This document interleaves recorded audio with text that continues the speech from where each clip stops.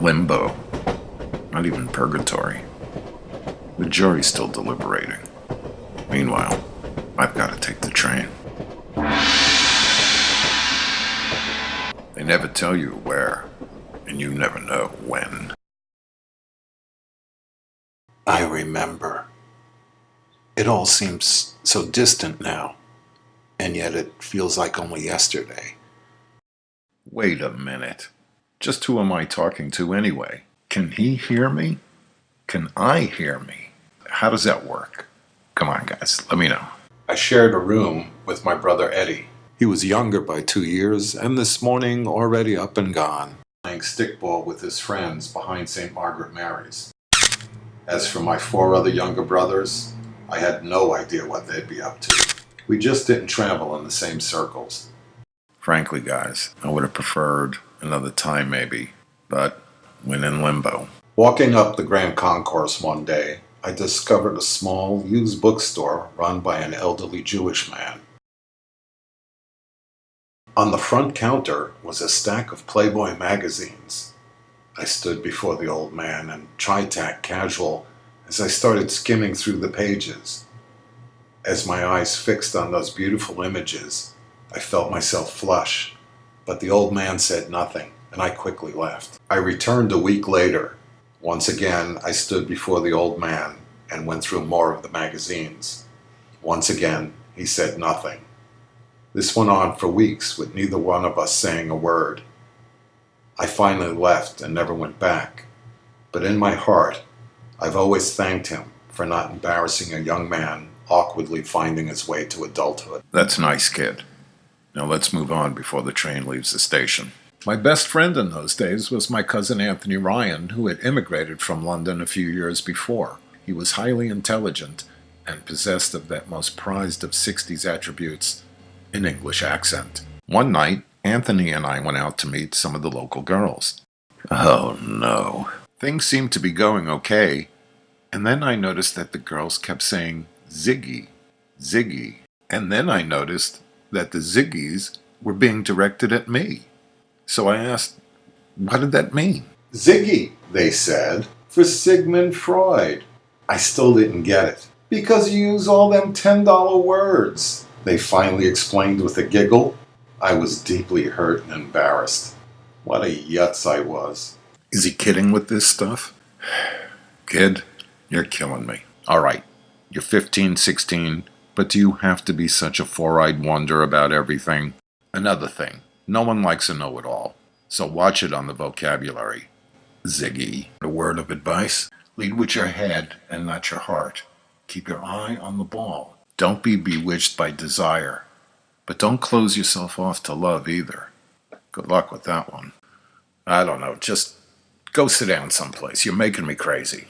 By the way, who's watching all this? I hope it's just you guys in the jury. You're not going public with this, are you? While listening to film scores by Jerry Goldsmith, John Barry, and Ennio Morricone, I started dreaming up my own movies. Movies that might someday play at the Great Lowe's Paradise. I was a student at All Hallows, an all-boys Catholic high school. Mr. Bernard O'Toole was our English teacher. We were assigned to write a short story, and the next day Mr. O'Toole would pick students at random to read in front of the class. I stayed up half the night writing a short story based on one of my cinematic daydreams. The next morning, I was one of the students called up to read in front of the class. I was nervous at first. I felt my face flush and my hands tremble, but I focused on the words and settled down to read my story.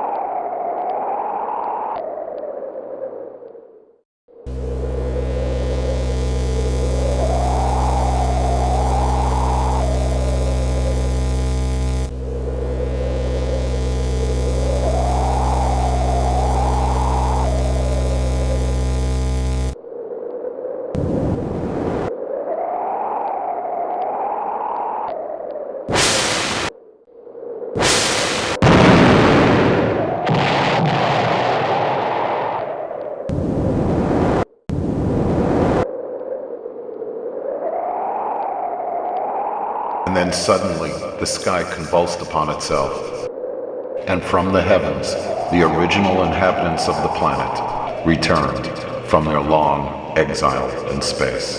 And in that glorious moment, humanity knew that it had been saved. Saved by creatures just like themselves, human beings.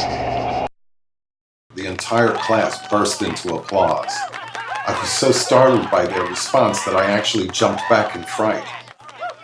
And then I was overwhelmed with emotion when so many of them said what a great movie it would make. Enjoy the moment, kid. They don't come around that often. I was floating on air when I left school that day. It's time for me to move on down the line. Kid, there's a fair amount of pain ahead, and like everybody else, you'll just have to learn to live with it. But you'll have your share of the good things too. So don't worry. And if you can't hear me, you might try asking Mom and Dad. Well, that wasn't too bad. But what's the next stop on the line? I'm not sure I want to find out.